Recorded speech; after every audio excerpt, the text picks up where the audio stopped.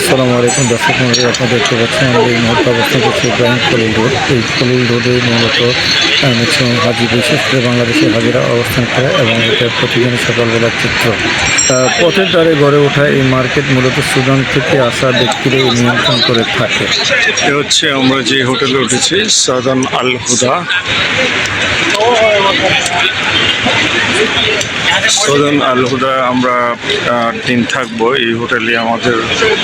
আমাদের মোহাম্মদ সাহেব আমাদের জন্য থাকার ব্যবস্থা করেছে।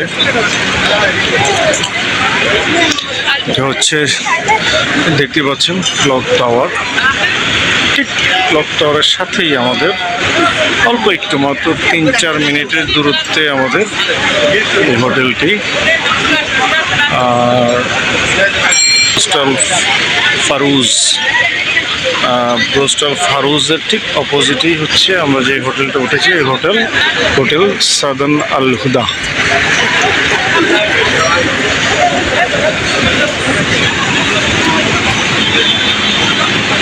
দেখতে পাচ্ছেন অসংখ্য হাজি সাহেব, হাজিরা আসতেছে যাচ্ছে।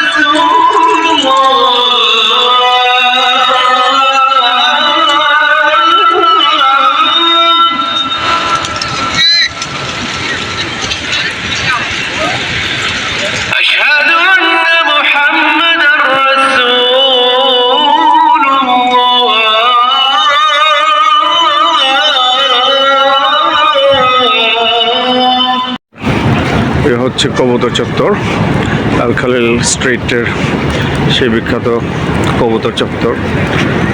একদম ঠিক ক্লক টাওয়ারের বাম পাশেই অবস্থিত। মানে আসলে দেখতে পাবেন অসংখ্য কবুতর।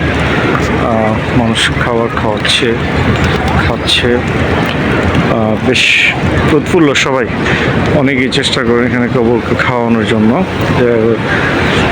একজন চেষ্টা করতেছেন তার হাতের মধ্যে খাবার দিয়ে। তো আলহামদুলিল্লাহ, বিশাল চত্বর। এই চত্বরে অনেক কবুতর রয়েছে,